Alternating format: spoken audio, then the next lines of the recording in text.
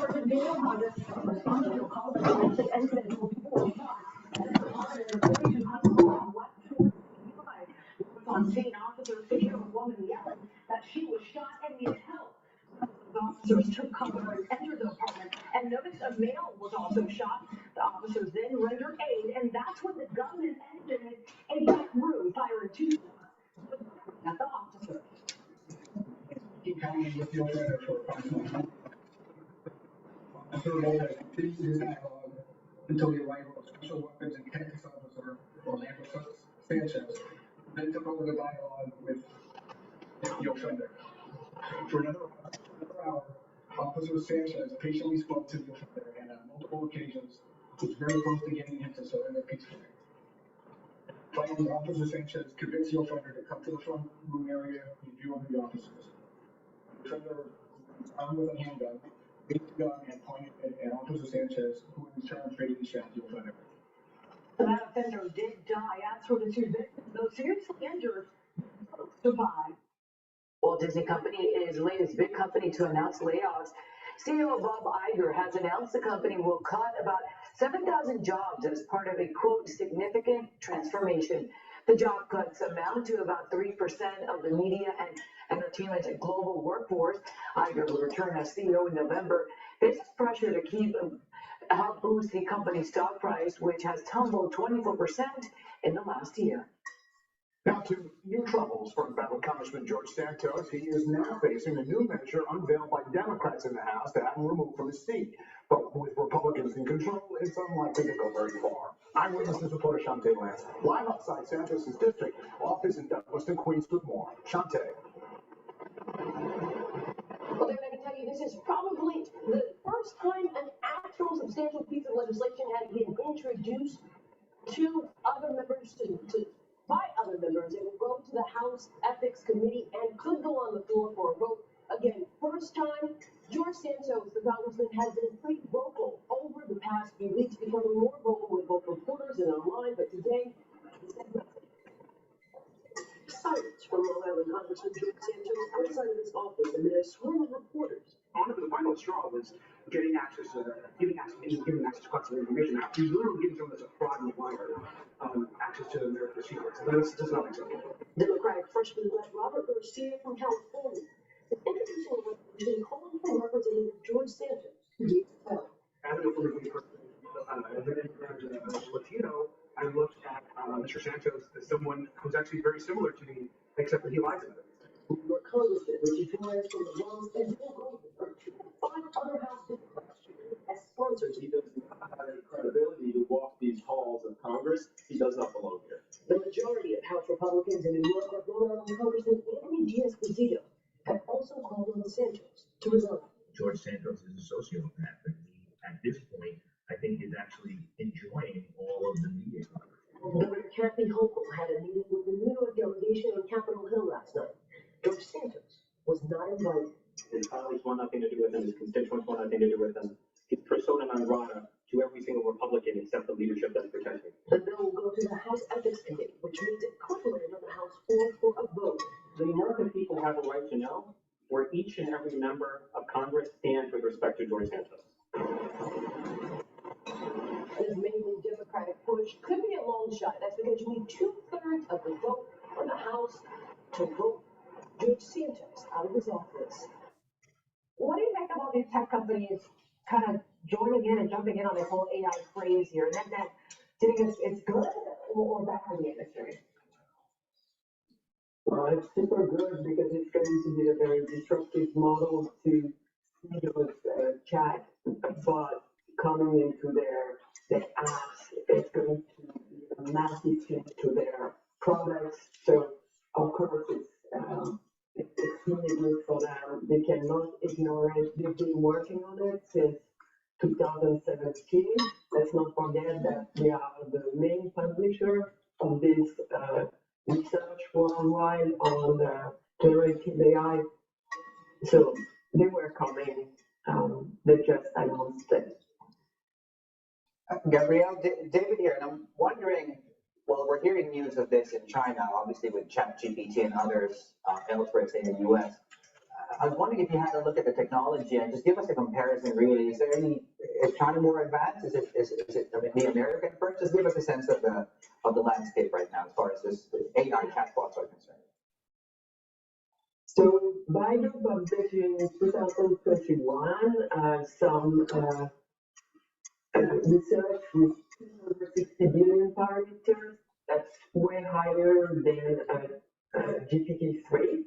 And they claim it to be vastly superior to its rival, but no one has tried them. And for example, Google, that has been equally working on it for many years, released yesterday bot, and you could see some challenges on its technology to bring it to the advertising model as well. So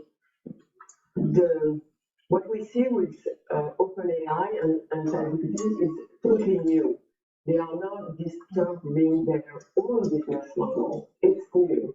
Whereas all those players like Google, Baidu, and the rest, they have to integrate it with their existing business model. And that's the challenge for them. What we see in the U.S., these chip curves on China, is that going to impact the development of this technology in any way? Because the fact that Baidu can talk about a launch of this earning bot using their own chips, does that mean that, this whole kind of, self-reliance is actually working, and that these chip curves may have come too late? Come too late? No, because there is a huge advance from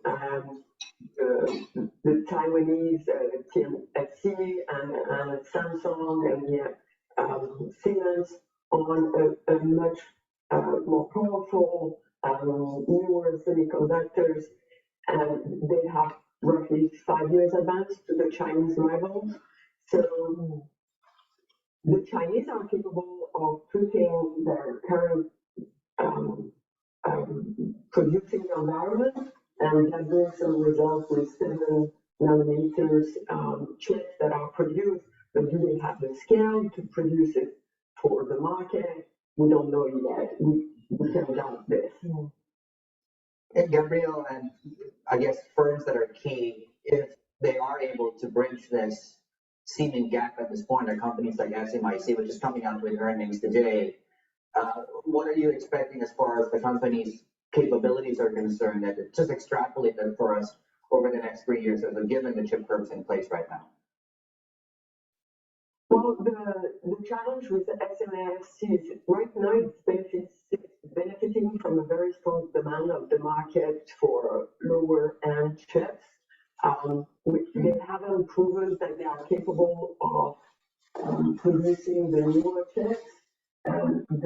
The experiment that they have done on a newer chemical that would allow to produce very fast chips haven't proven that. So we can question mark this on the semiconductor chip as SMIC foundries. Are there any Chinese companies then that you think are capable of producing such chips? I have a strong doubt. Why is it so difficult to catch? You said the gap's about 5 years. What are some of the key hurdles? Because, well, in some material that is now restricted. If they don't have this material to produce, they have to create the new one. And at the same time, all the leaders of the industry continue to progress. So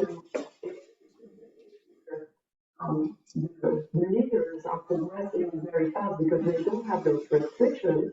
Whereas the Chinese, they have a double layer of thing to go through. They have to bring a new technology. They don't have the materials, they don't have the tools, and the talents. Let's not forget that if China is educating the larger population of engineers, 90% 90% of them, the ones that are working on AI, are outside China. So yes, it's challenging because it's a race where the leaders are progressing very fast, and China has many hurdles to progress.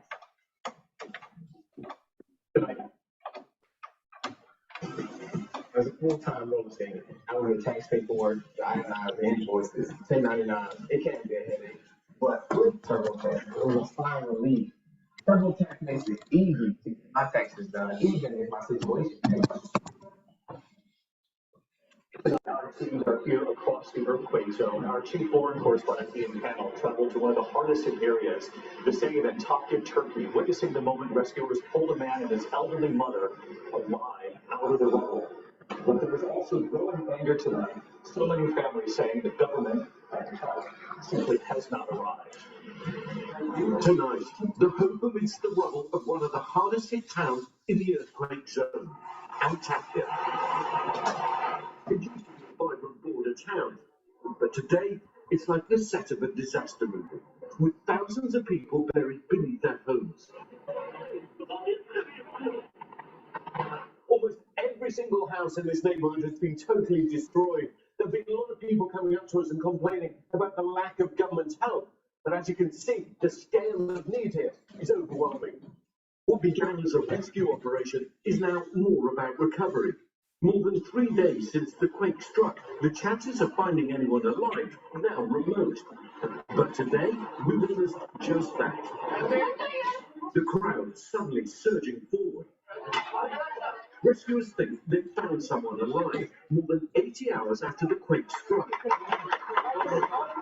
It's highly dangerous work amid continuing aftershocks. Volunteers coming to the rescue, helping to clear payloads of rubble away. At times, silence is called as workers try to listen for sounds of life. Cengiz and Ainur have just been told it's their family who've been rescued. Did you ever lose hope? Cengiz said they had lost hope, but he thanks God that they're still alive. And finally, the moment everyone in Antakya now prays for their loved ones being rescued and brought to safety. First came 50-year-old Mehmet. These moments are becoming increasingly rare and increasingly remarkable. More than 3 days after they were buried, seemingly alive. A mother and a son rescued alive from the rubble. And minutes later, Mehmet and Mum Samina also brought out. There won't be many more moments like this. For now, the hope that drives this rescue mission is still alive. Someone from BBC. What some feel is a slow government response to the earthquake. Many complained that they've had little help as they faced now a false night under the stars in freezing temperatures. And although we are seeing more agencies coming into the area, many think it's too little and it's too late. Hi, everybody. Eric Cove. If you're not muted, I want to ask you to mute. We're going to get started in a moment. This humanitarian crisis is growing across Turkey and Syria tonight, and we learned today that more than 75,000 people have been injured, broken bones, and of course, broken lives. Our team speaking with a volunteer surgeon today about the crush of patients filling emergency rooms. Marcus Moores and Adiam in Turkey tonight for us. Marcus. Well, David, good evening. We are outside one of the main hospitals here in Adiyaman, where we have seen a steady stream of ambulances arriving, bringing survivors from a devastated city. This is a city that has seen some of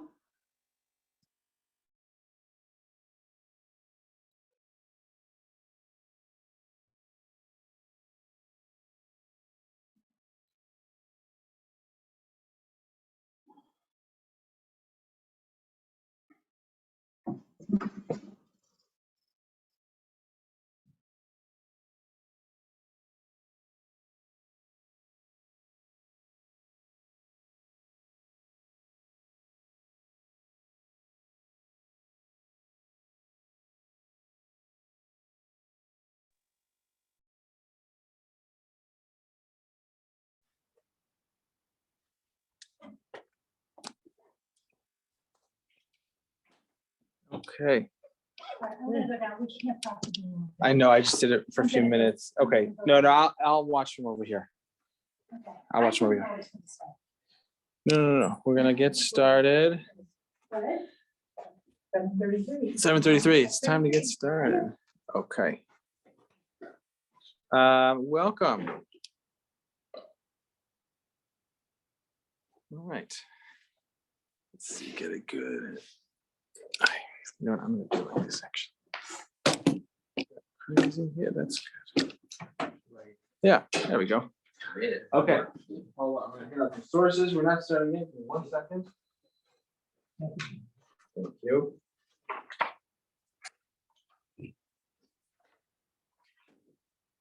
You have a good day today?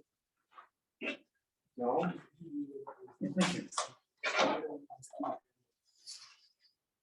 Erev Tov, everyone. Good to see everybody here. It's my professional honor and now my personal honor to welcome Rabbi Ferziger to Skokie Valley. I had been familiar with his work, his writing, his thought leadership for many years now. But tonight, for the first time, we got to have dinner at Ken's over my burger buddy and some Italian beef, a vegan burger buddy, Italian beef. So it was really wonderful to get to know you. And Rabbi Ferziger is a tremendous scholar and leader in thinking about the future of Israeli Orthodoxy, of the Jewish people. He's a professor at Bar Ilan, contemporary Jewry, and he's the chair for the Torah of Derech Eretz movement, the Shemra first chair for the Torah of Derech Eretz movement there. He's a senior associate at the Oxford Center for Hebrew and Jewish Studies, University of Oxford, and co-convener of the annual Oxford Summer Institute on Modern and Contemporary Judaism. He's written many books: Exclusion and Hierarchy, Jewish Denominations, Beyond Sectarianism. He was a winner of the National Jewish Book Award. They've lived in Israel since 1987, him and his wife, Dr. Naomi Ferziger.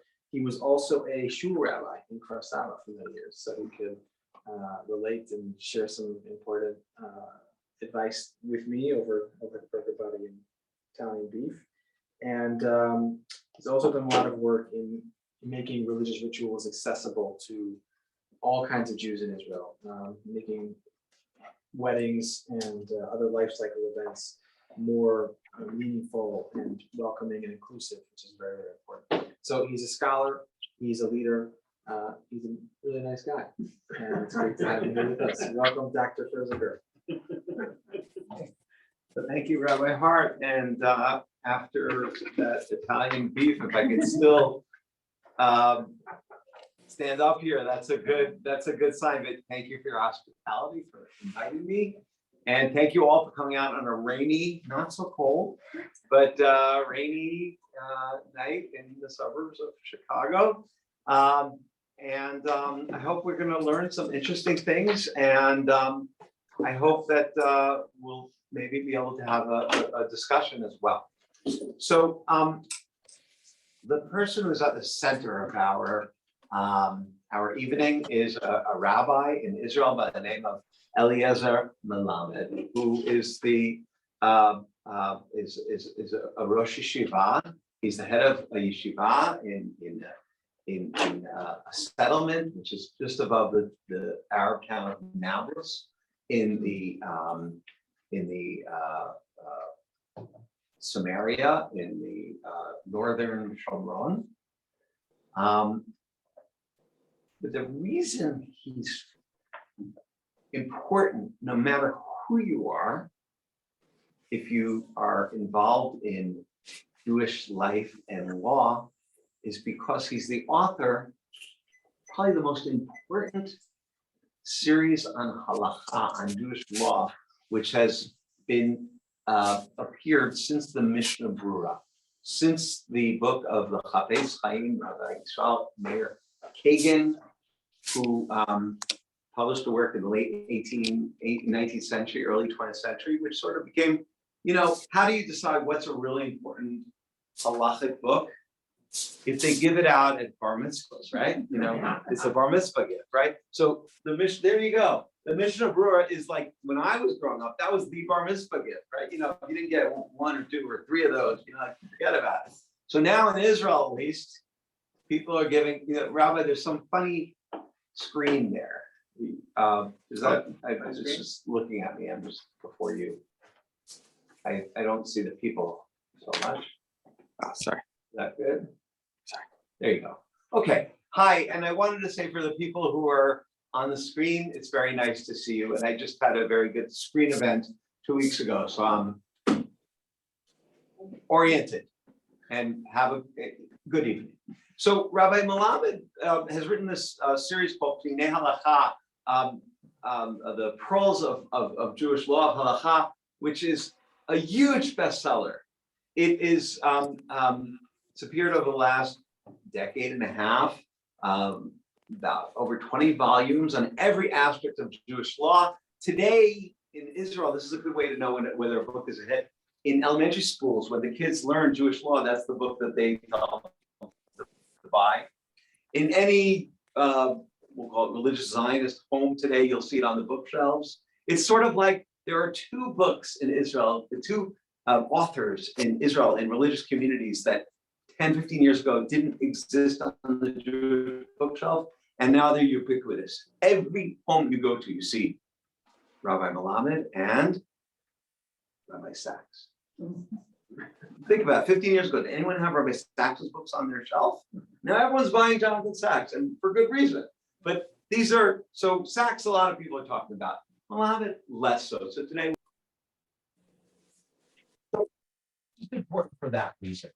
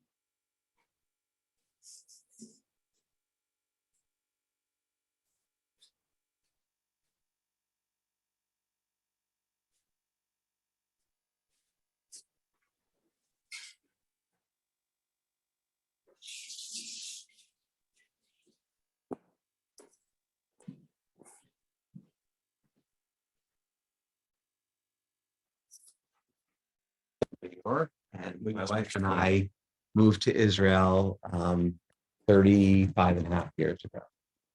And yeah, we brought up our kids there, and we lived in Kfar Saba, if any of you know Kfar Saba.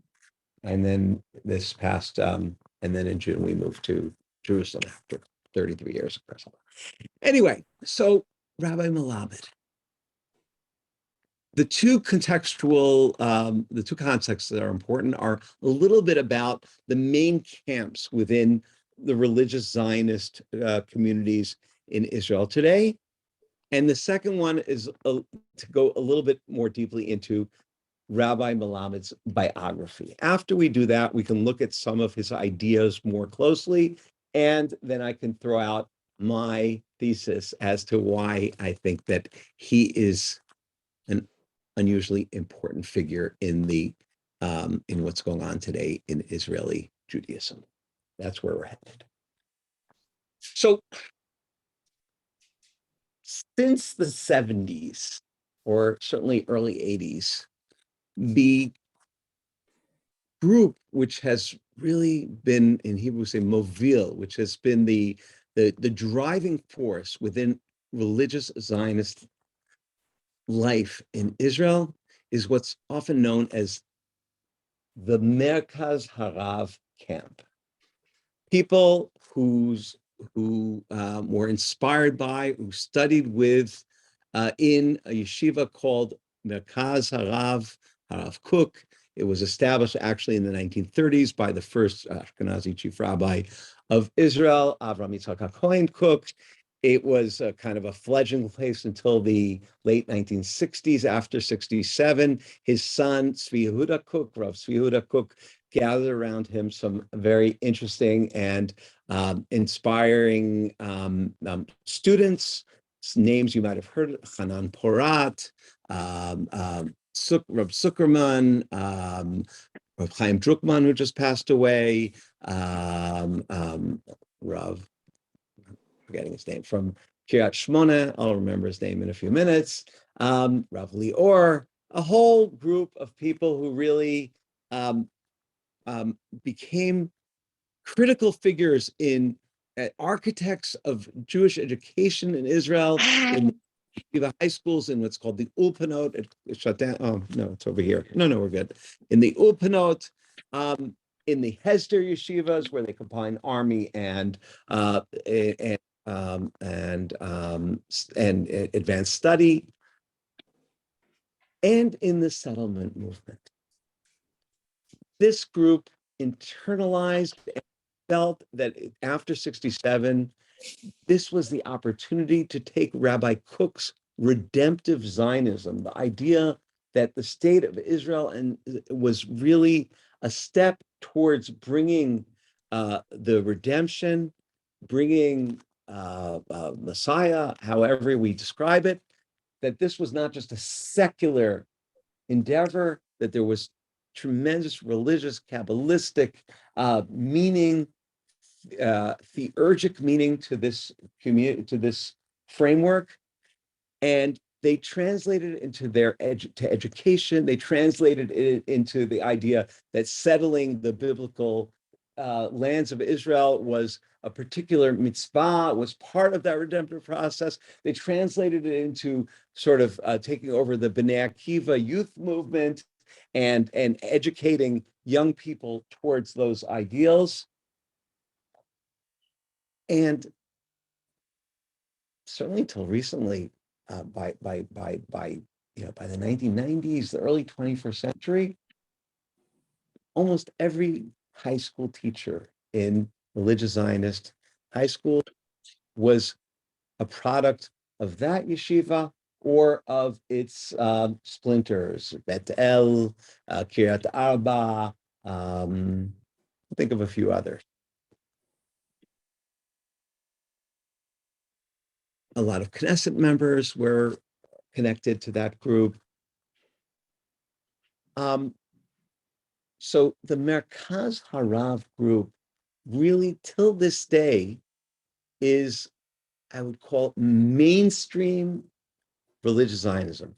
The people today who are in the Knesset, like Bezalel Smotrich, see themselves as part of that camp, although some of them are part of a group which has taken things to a lot more sort of, I don't like the word extreme, zealous place, what's known as the Kav group.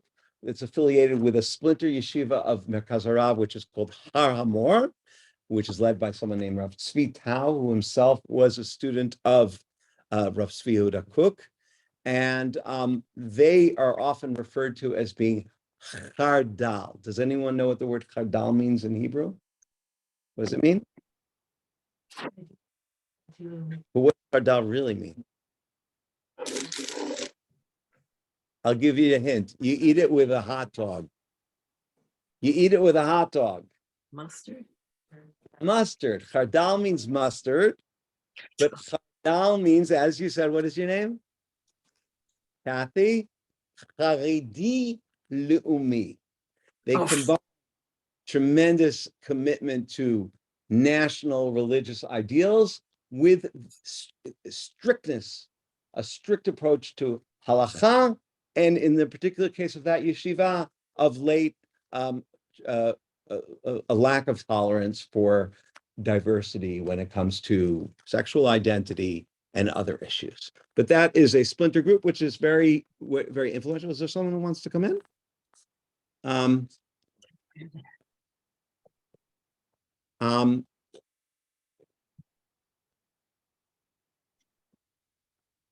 and so that's like one group. The second group, which was really very minor or kind of peripheral or kind of outsiderish for much of the late 20th century, but has gained traction in the early 21st century, is often referred to as the Gush camp, as the camp that's associated with Yeshivat Har Etzion, which was led by Rav Mital and Rabbi Dr. Aaron Lichtenstein, was an American Oleh, Harvard graduate, the son-in-law of Rav Soloveitchik, who came on Aliyah in 1971, and he joined Rav Amital, and they created one of the largest yeshivot Hesder, over 500 students, and now they have a women's yeshiva, Migdal Oz, and they have a huge teachers college, and many of the students of that yeshiva started their own yeshivot in Yerucham. Rav Yuval Shurlo in Tel Aviv.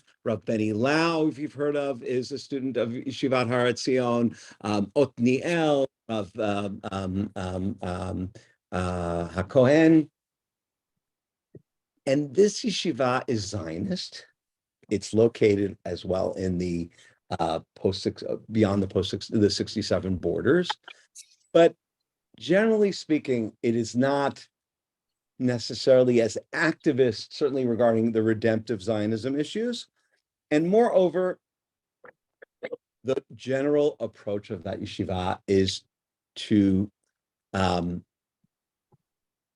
not just see the partnership with Israeli society as a pragmatic one through military or economics, but actually to see value in the secular world, in secular education. Okay, turn it on.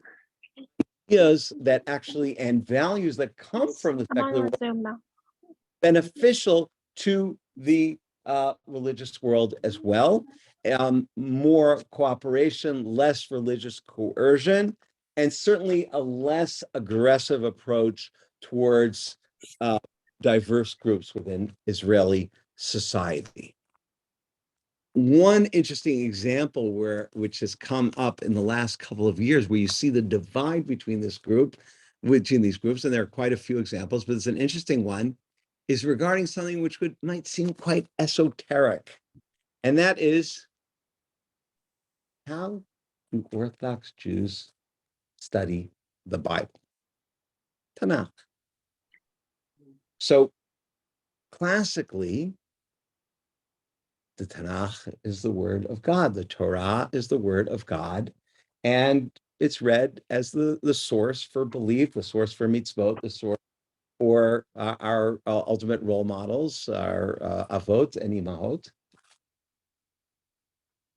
In the 18th, 19th centuries, higher biblical criticism developed, and scientists, scholars began to sort of decipher the Bible and look at it through archaeology, look at it through literary techniques, look at it in a critical manner like any piece of literature, and basically question the divinity of the Bible.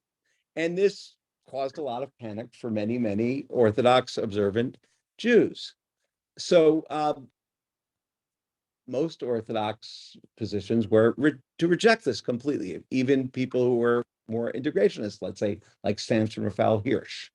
In the last couple of years, the Gush camp has developed a kind of hybrid approach to the study of the Bible, which is respectful of its divinity, and yet oriented towards drafting tools of the academy, literary analysis, archaeology, other kinds of contextual uses to look at the Torah and to learn from it. The Merkaz Harav camp is so upset about this. So much so that anyone here ever been to the Gush Tanakh Week in Jerusalem? Every year, they have a special like festival of the Tanakh during the week, the 9 days, during the week before Tisha B'Av. And in Gush Etzion, the Merkaz Harav camp was so upset about this, they made their own Tanakh week competition because they said that it was heresy for people to attend the Gush week. Why is this context important? Let me tell you a little bit more about Eliezer Melamed, besides the fact that he wrote this great book, Dinei Halacha.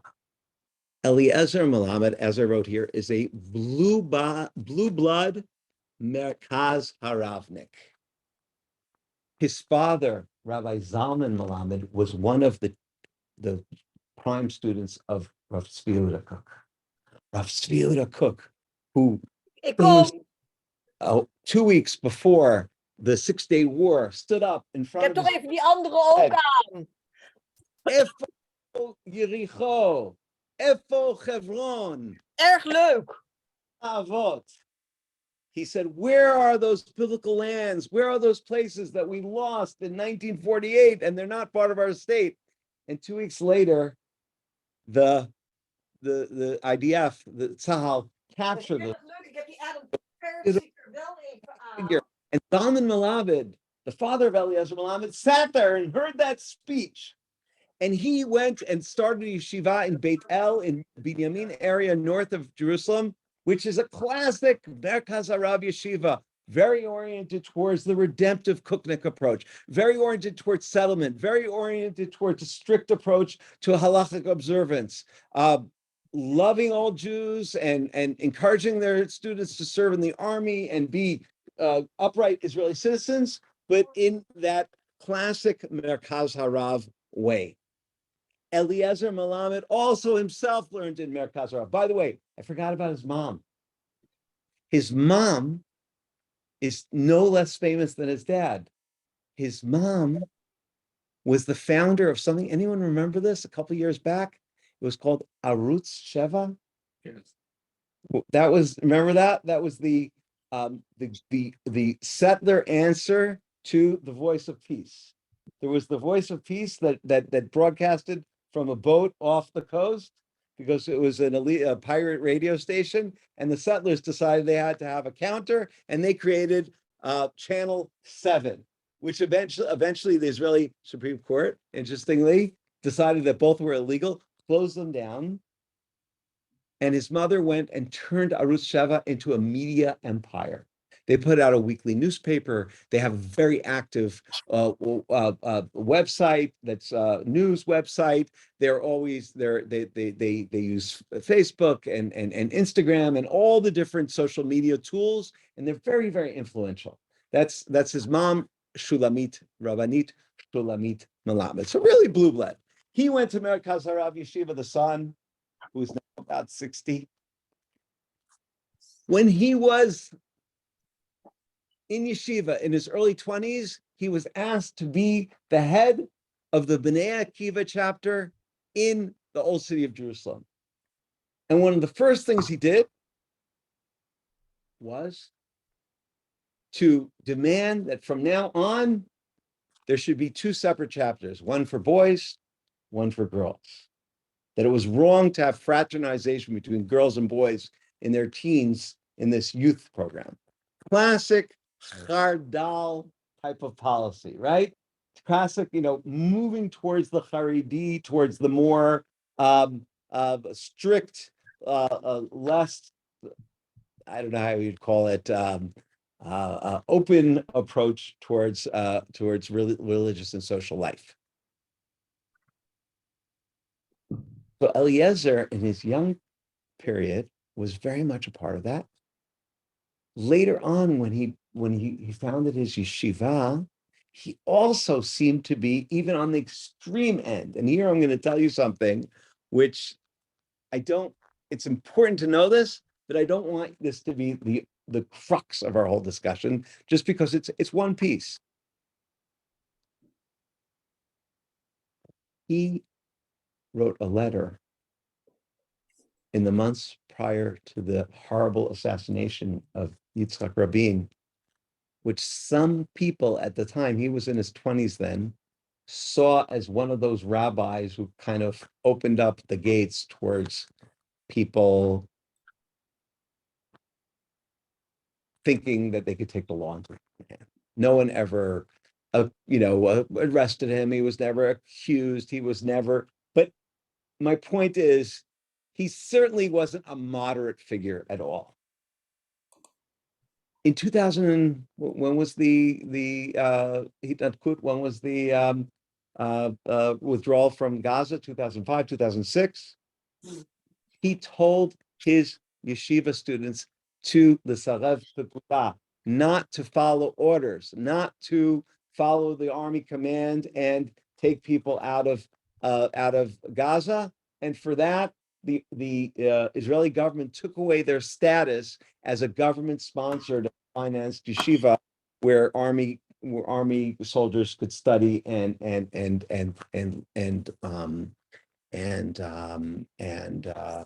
combine things. Is this important?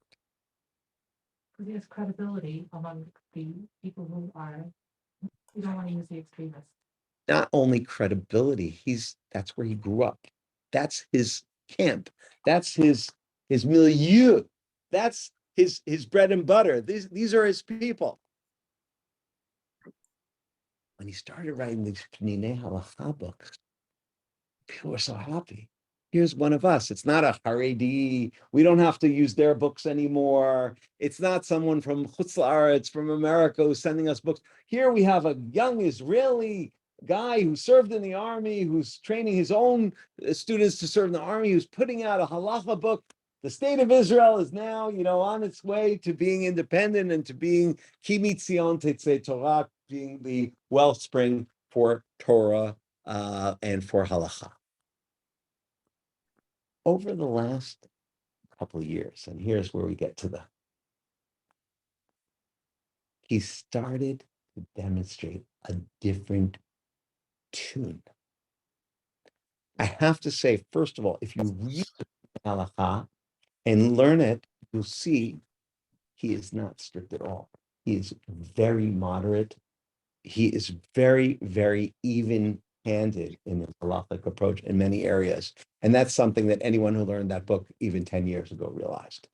But in the last couple of years, we've seen a few really interesting examples. So let's look at the source sheets a little bit. I don't want to go too long because I'd love to get some discussion. Look at the last sheet. Turn to the last page. So on that last page, there's a picture. The picture is to the right. That is Eliezer Melamed. Does he look like a moderate kind of rabbi? He looks like a Hasidic rabbi or a Beitin, right? So that's Eliezer Melamed. To his right is Gil Troy, who's a professor from McGill University, who spends half his time in Israel, half his time in America. He was the moderator of a discussion that took place in a conference online during COVID, in which Rabbi Melamed sat for an hour discussing the Jewish world, halakha, Israel, with the woman who is below him there, and her name is Rabbi Urvulier, and she is the most prominent French Reform rabbi. She is a graduate of the Hebrew Union College in America, and she is now rabbi of the most active and impactful Reform synagogue in Paris. She's a celeb. Her husband actually is also a politician in Paris.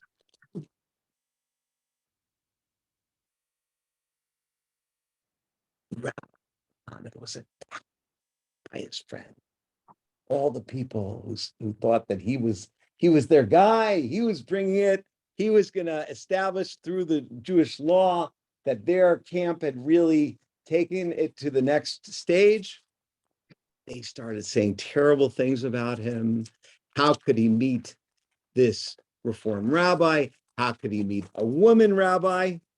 And if you go back to the first page now, we're not going to read. I don't know what people's Hebrew skills are like, but I'll read a few lines in Hebrew and then translate. He responded. This was in the year 2020, and he wrote an article in his mother's newspaper, the Arutz Sheva, and the question is She'ela al mifkash im reformim.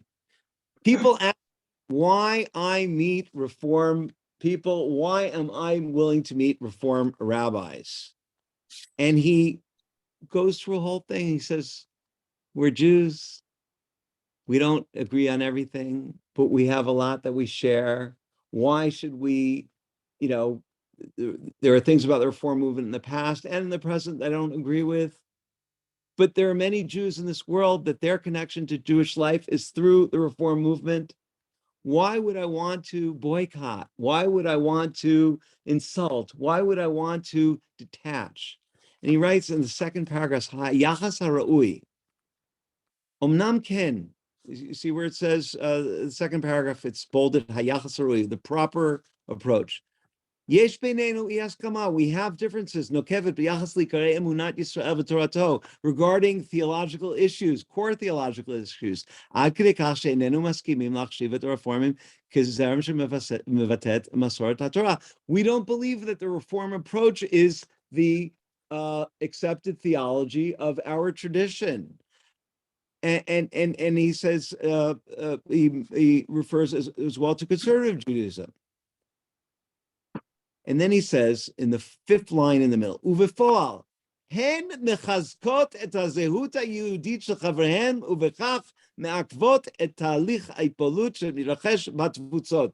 They are responsible for sustaining Jewish identity throughout the world. And we have to give them credit for what they are doing for Klal Yisrael. Therefore, nachon להתייחס אל נציגיהם כאל נציגי תנועות מרכזיות וחשובות שחבריהם יהודים, והן עוסקות בעניינים הקשורים לחינוך, תרבות, טקסים ופעילות קהילתית יהודית. These people are legitimate representatives of the Jewish people, and they're involved in education and in ceremonies and in events and in all sorts of things that are critical to the Jewish future. How can I judge them and say I want nothing to do with them? He goes on and on. We won't read it inside, but I will just, if you go to the next page, you will see I also brought a huge petition that was signed by all his friends from Yeshiva, from Merkaz Harav. What's gone wrong? How could he do this? And in an article that I wrote, I analyzed the text, and it's a very, very interesting text. They don't mention him by name, but everything about it is clear that this is a guy that 3 years before, everyone thought he was a shoo-in to be the next chief rabbi of Israel. And now all his friends are like, so here, if you just look, there's a little English here on the bottom of 2. Here's one of the comments of Rabbi Yoshua Van Dyke, head of the Tamar Yeshiva and rabbi of Ramat Magshimim in Golan Heights. Here, it's in English. Would someone be willing to volunteer and read this piece on the bottom of 2? Go ahead. Ahmed crossed a red line for anyone considered an Orthodox rabbi. What is your name? Debbie, thank you. Go ahead, Cuba. Listed from the ultra-Orthodox to the most liberal Orthodox to refuse any public meeting reform. The reform movement injures the Torah and the nation of Israel. It is a movement that has caused assimilation, that tried to undermine the centrality of Zion and Jerusalem, that accepted non-Jews through patrilineal descent. I studied at the Merkaz Harav Yeshiva. This was not the way of its leaders.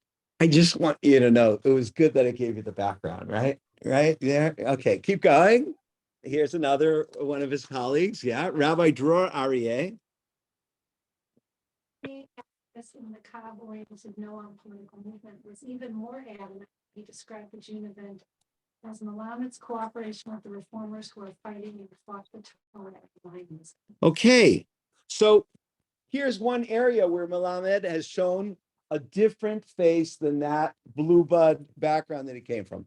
Another area is his approach to male same-sex relationships, which is outside of Skokie, apparently a very controversial issue.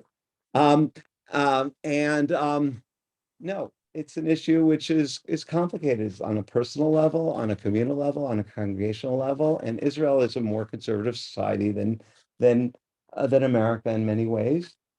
And for a guy like Rabbi Melamed to take a stand on this is remarkable.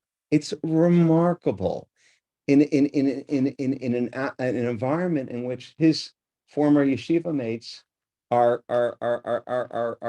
supporting a political party which is being activist in its attempts to limit the rights of people who choose to take on a gay identity. He came out with a ruling which is in the Pnei Halacha, which says the following, and here I'll read. He says,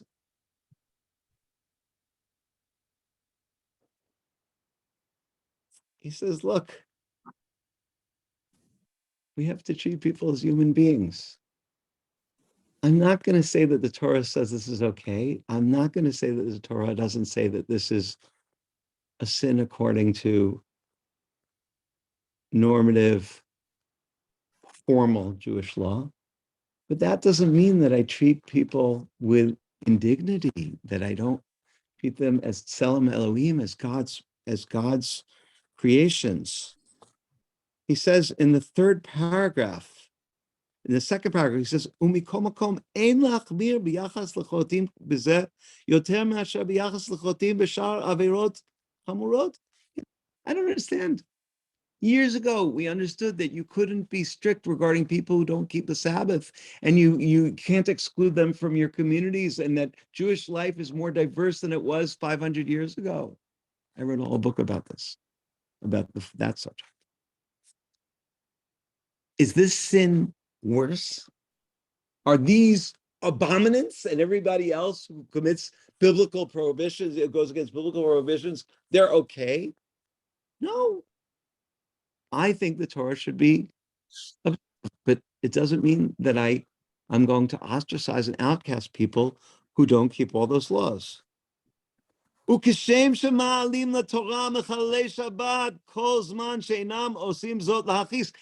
as when there's a bar mitzvah kid from a family who is not observant, or anybody in the synagogue who is a positive, involved congregational member, and it's their yurtzeit or a bar mitzvah or a ofraf or anything, they get an aliyah to the Torah.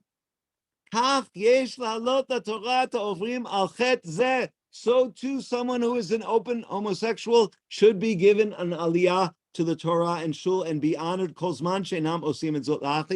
as long as they're not doing it in order to spite in a way where they're trying to be disdainful to the Torah and make chilul Hashem and do something actively to disgrace the Torah.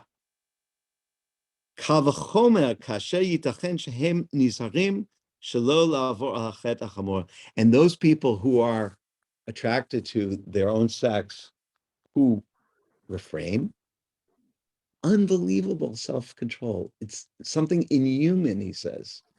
And it's towards the end of the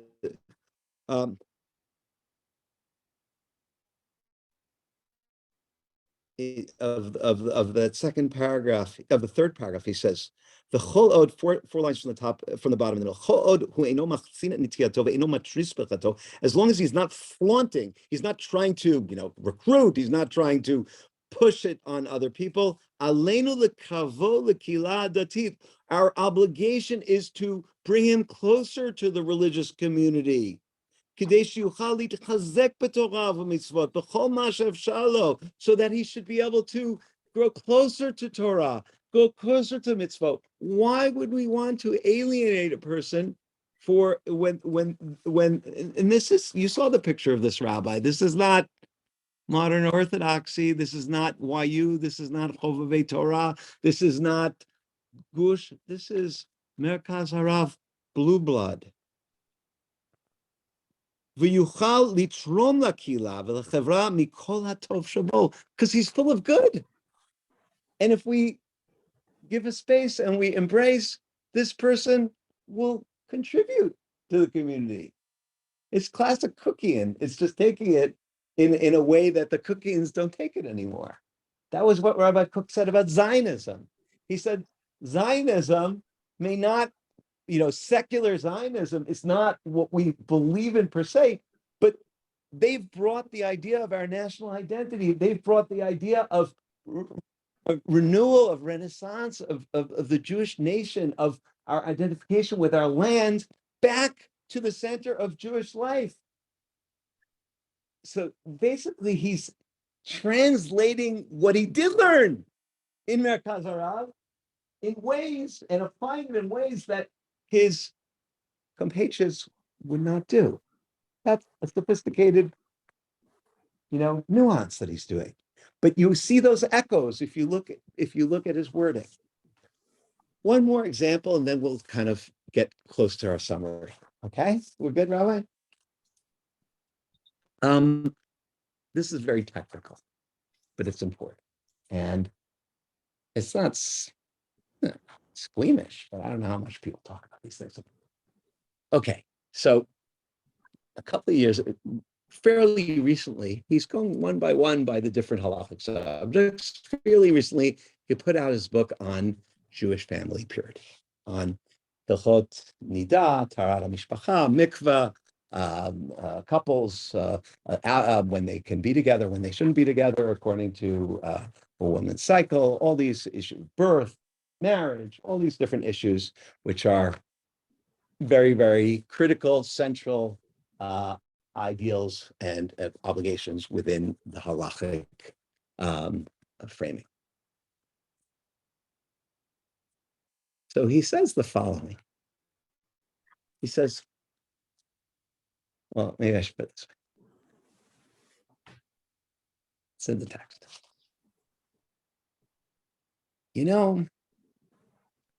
If you read the Talmud, they refer to the night of the wedding as Lel Klulot, as the night of the brides of coming together with the groom, which means that it's assumed that the couple will have intercourse, not just in the movies, in the Torah, in all the stories. Isaac and Rebecca, he brings her into his tent. That's the prototype. But religious kids, strictly religious kids, are taught not to have relations before they're married. In fact, they're taught that according to Jewish law, they're not even really supposed to have any intimacy before they're married. And I've seen over the years more and more that couples find the dissonance or the jump from complete abstinence to saying this is the most beautiful thing. It's like the Song of Songs. It's the Shekhinah and the Kadosh Baruch Hu and the Zachar and the Nekeva and coming together. It's like so amazing. For a lot of people, especially young women who go to high schools and open up, it's traumatic. It's hard. So he said, I recommend to couples that they should consider waiting a few days before they consummate their marriage.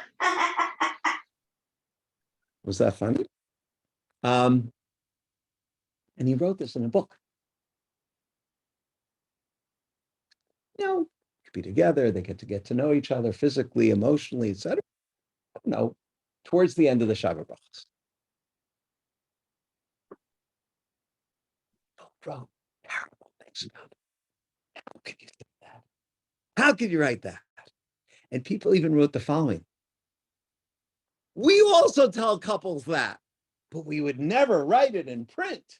And they explain, because, halacha has the de jure and the de facto. When you write a book, it's got to be de jure. It has to be the ideal approach. When the couple comes to the rabbi to talk to him, to the couple, they ask questions. The rabbi has more flexibility, but we would never want this to become the norm. And you know what? One of his students who wrote a letter in his defense said, he said something really fascinating that we don't have time to get into unless someone talks about it a little more in the question and answer. He said, Rabbi Melamed understands that we live in an age of social media.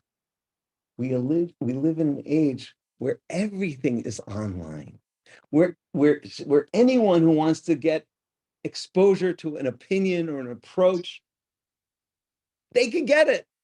It's not 200 years ago where if you didn't talk to the rabbi, you weren't going to know the information.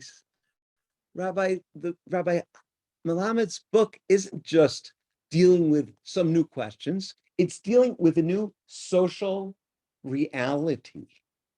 How do you write a book of halacha in a time where young people draw information from so many different sources? And his answer is, I'd rather write it in my book because at least they have somebody authoritative who is both respectful of halacha and also understanding of them, putting it out there rather than being, arbitrary about it.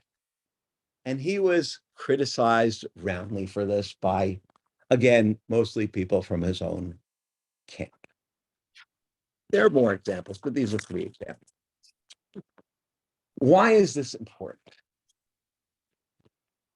The reason I think this is important, and it was important when I kind of began to think about Rabbi Melamed about 1.5 years ago, but it's become even more critically important under the current situation, is because we need bridge figures. We need in Israel, we do not want, not in the society at large and not in the religious segment either. We do not want a situation where the Haredim don't talk to the religious Zionists. The Hasidic Haredim don't talk to the Lithuanians. They do. The Sephardic Haredim don't talk to the Sephardic Zionists.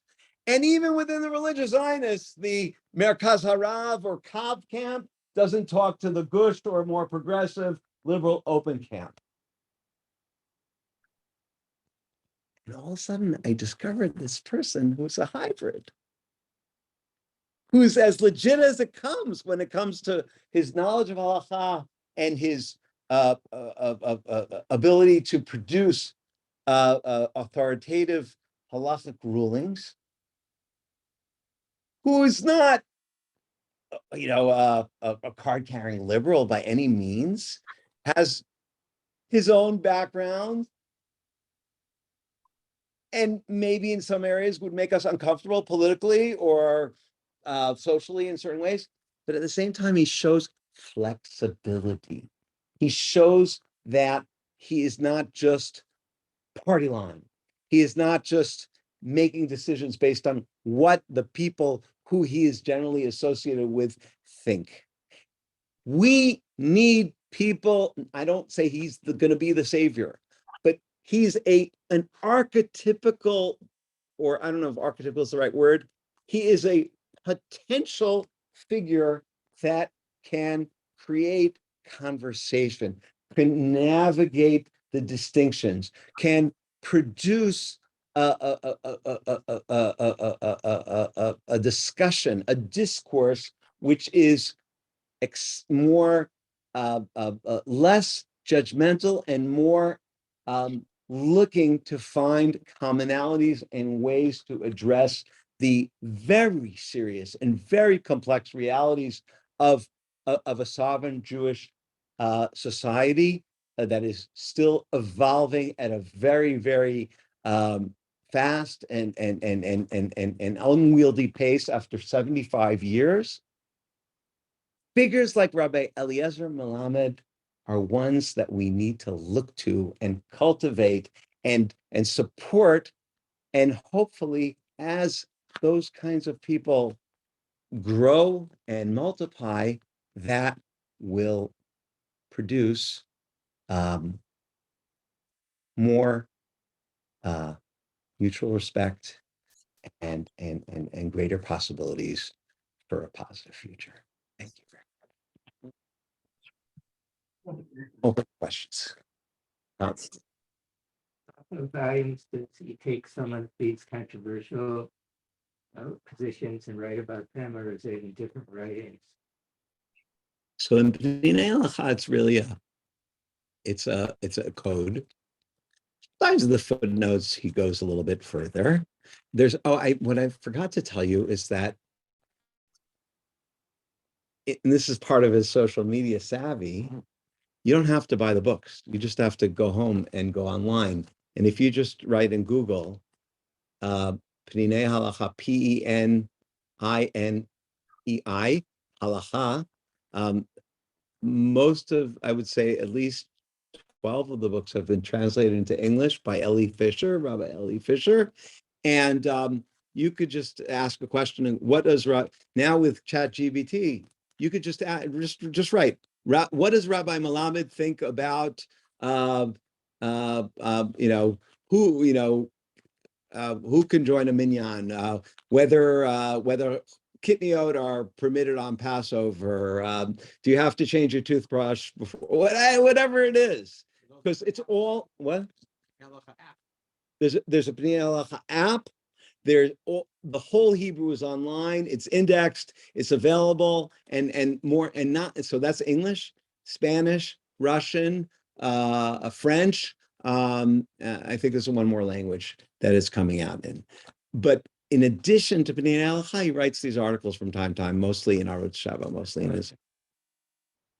And they're in Hebrew, and there you have to Arutz Sheva is all online, and you can look through it, and you can search him, but it's a little bit, you have to do a little more work to get to that stuff.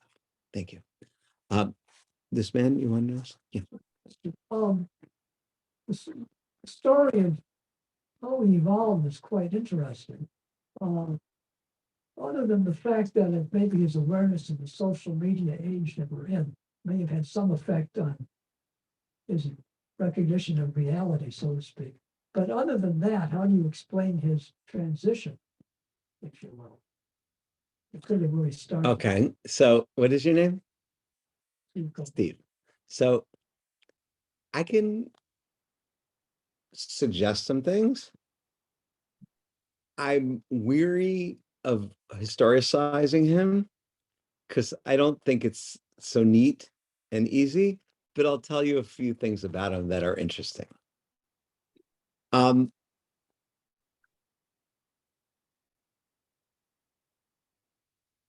His wife. His wife is the daughter of a very famous secular kibbutz member artist, Kibbutz Kinneret, one of the oldest kibbutzim, where Rachel was, I forget his name, who, when his daughter was about 16, he became a Baal Tshuva, the father. Excuse me. And the daughter kind of began to follow some of what her parents were doing, but had her own process. And actually, when she was still in transition between her secular roots and her adult religious identity, she was studying in Jerusalem, and she was invited to spend Shabbos in the home of Rabbi Melamed's parents. And that's where Eliezer met and fell in love with her. Interesting, right?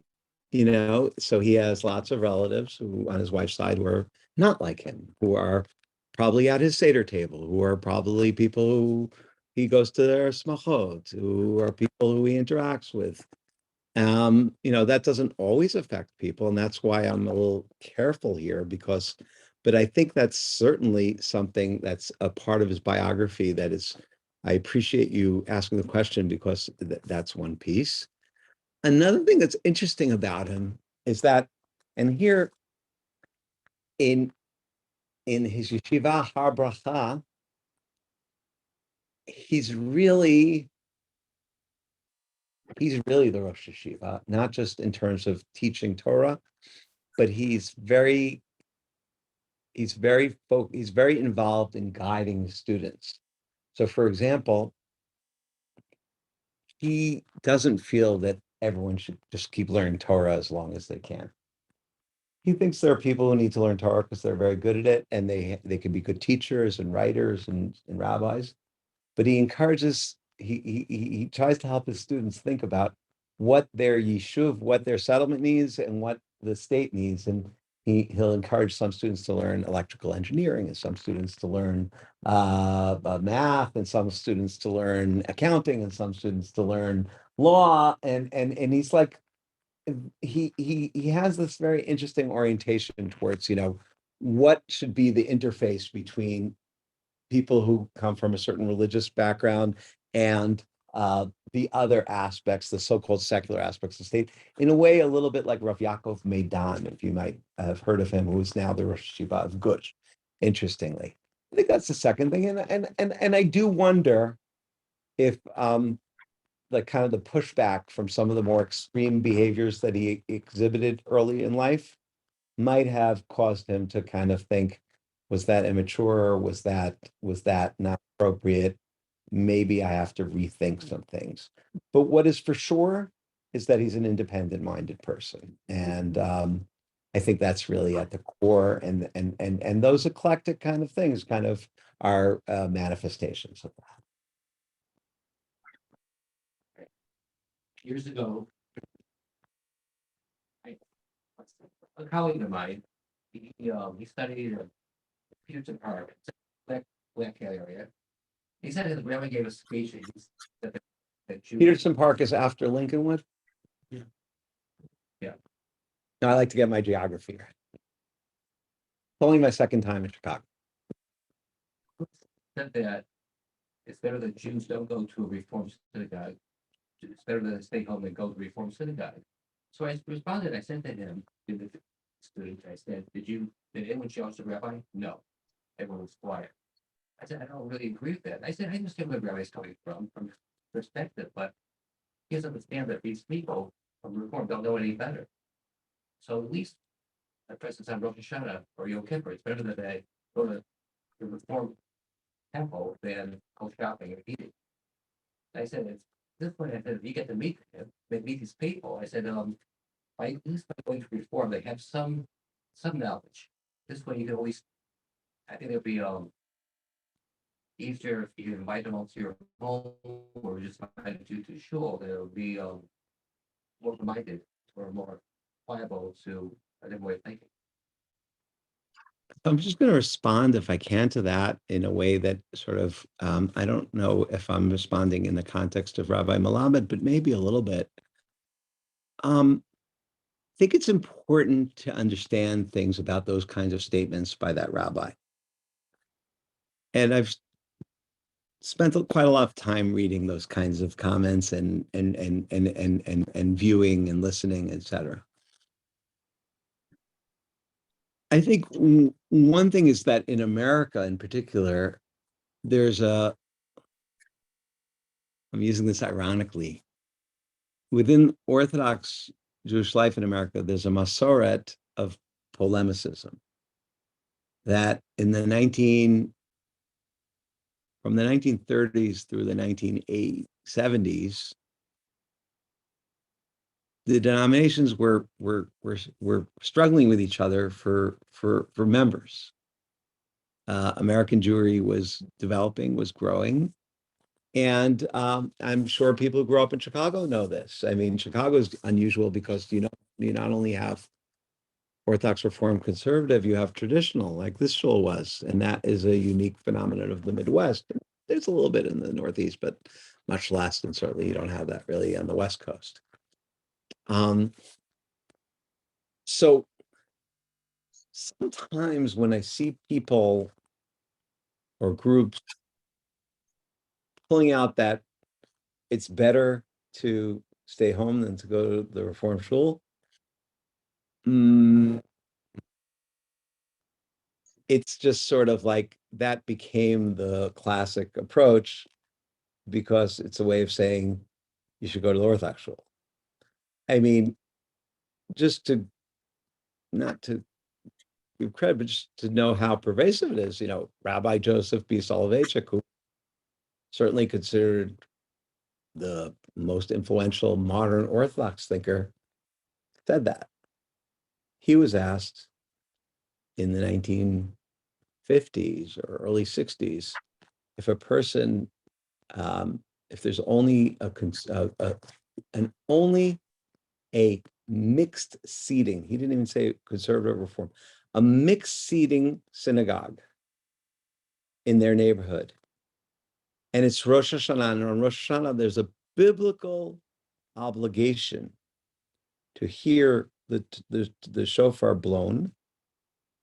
Is it better to go to that mixed seating shul and hear the shofar, or stay home and miss fulfilling that biblical obligation, the central mitzvah of Rosh Hashanah?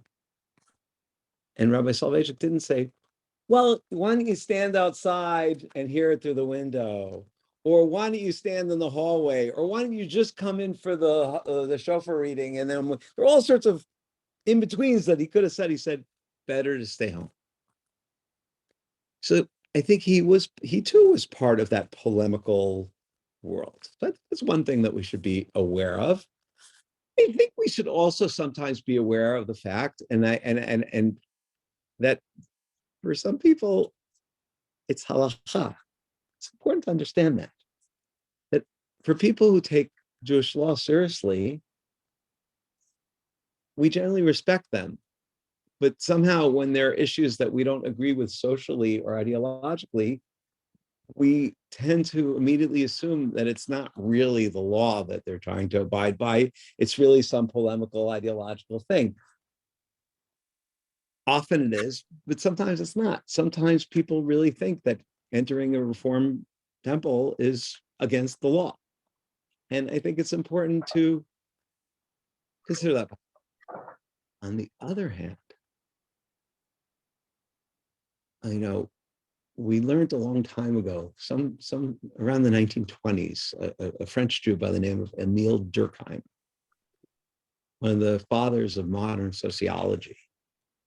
He was sort of the founder of the school of sociology known as sociology of deviance. And in very simple terms, he basically said that groups have tremendous difficulty defining who they are. A collective has a tremendous difficulty saying, who are we as a group? And the natural proclivity of human collectives is to define who they are through who they are not. So when this rabbi said to his congregants, under no circumstances should you enter a Reform temple, etc., or some those kinds of statements, I think that in a Durkheimian way, what he was trying to do was cultivate a sense of group identity among his own followers. And again, I'm a scholar and academic. I don't necessarily sympathize with that approach.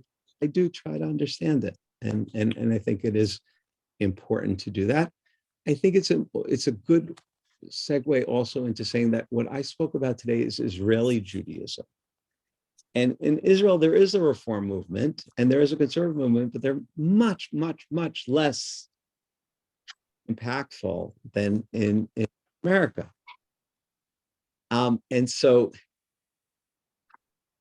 lahavdil, in the same way, I shouldn't even say this, especially when it's being taped, right? Well, I don't mean this really historically. I'm just trying to use this as a bad analogy. People talk about anti-Semitism without Jews. So you can have anti-Reform Judaism without Reform Jews. So lahavdil. So I think in Israel, sometimes when people like Malamed's colleagues say, how dare you, how dare you, how dare you, it's not because they're afraid reform is going to take over or something. It's just they're trying to create their sense of collective identity. And in a way, it's easier for them because reform aren't real people. They're not your neighbors. They're not your cousins. They're not the people you work with in B'nai B'rith or you work with in the Jewish Community Council or against anti-Semitism. There are secular Jews. Those are the people you're in the tank with. They're the people you're in army training with. That's a very different dynamic. But I think it's important to realize that Israeli Judaism is not denominational in the way that America is, even if America today is quite post-denominational. I think today no one feels that there's competition between Reform and Conservative and Orthodox. I think everyone's doing their own thing, and maybe in an individual community or a certain shul, there might be something that goes on. But for the most part, I think most people in America would just be happy for as many Jews to want to remain Jewish as possible. And any framework which would facilitate that, I think, are usually considered positive things. And that's the reality. Additional comments or yes, please. What is your name? Yeah.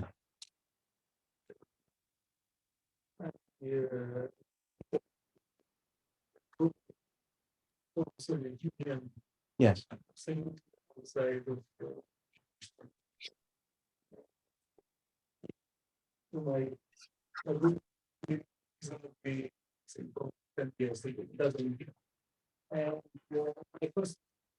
I have a few kind of outside of the framework of traditional Judaism. So my first impression is extremely fragmented, and each one tries to protect. It's horrible. And Israel exactly is the same, but basically just the against each other. Anyway, it's kind of my reflection. The second part of my reflection is slightly different. The scripture, that is slightly different. With sitting with this room, descendants of very small people, say 2/5 of Jews left in bondage in Egypt, and eventually this of people. And this step basically essentially were descendants of people that did right choice in that. The same story, say, I can jump to the modern day. Say, my family, say, alive, just managed to escape particularly. So everything can just jump away. So say reflected. We need to respect the community and so on and so forth. But I need to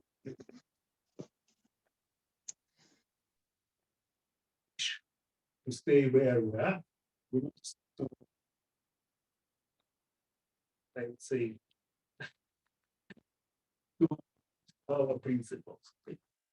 Okay. If you have comments to my reflection, would be great. I appreciate your sharing, and I also appreciate your background. I think that the discussion that we had today maybe is just exactly about what you're talking about, which is is it possible for people to be extraordinarily bound and committed to their principles without being pejorative and negative towards those who choose differently? Is it possible to do it, or does one have to come with the other? Does being a committed Orthodox Jew, a person who takes Jewish law and belief and community and commitment seriously, mean that they have to look askance at other Jews who do not share those principles? Here, I will share a very strong personal opinion, which is inspired by a rabbi that I studied with, who I mentioned once tonight, who I think really developed a very important approach to these issues. His name was Rabbi Dr. Aaron Lichtenstein. And without getting into the details, maybe I'll come back one day and talk about him in more detail. But part of his worldview was that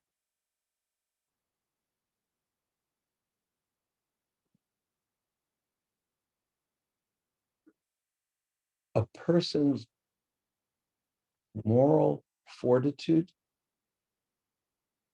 is a manifestation of their cleaving and their efforts to create a true relationship with the Almighty.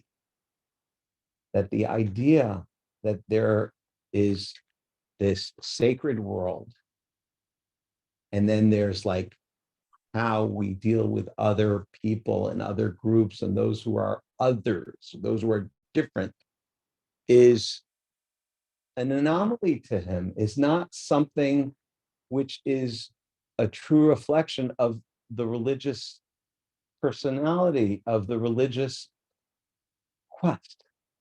The religious quest to live in God's world entails, demands, leads us to want to treat other human beings with utmost dignity and respect. And therefore, not for Rabbi Lichtenstein, it wasn't a question, is can a person be wholly committed and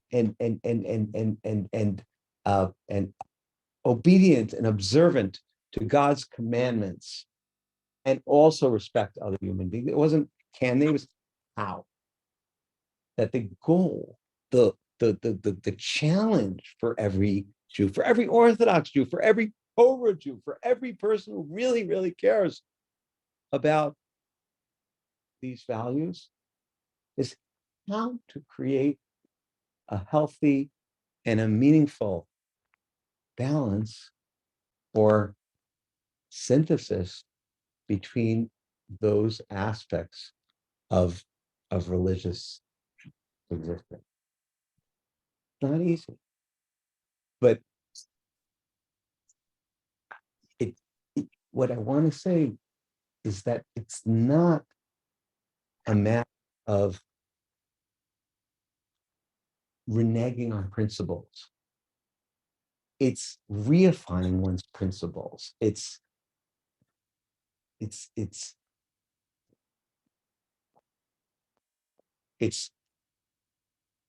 reaching an understanding that these are and that the principles of one's respect for other human beings and those who are different than you are not in conflict, but they are part of the package of what it means to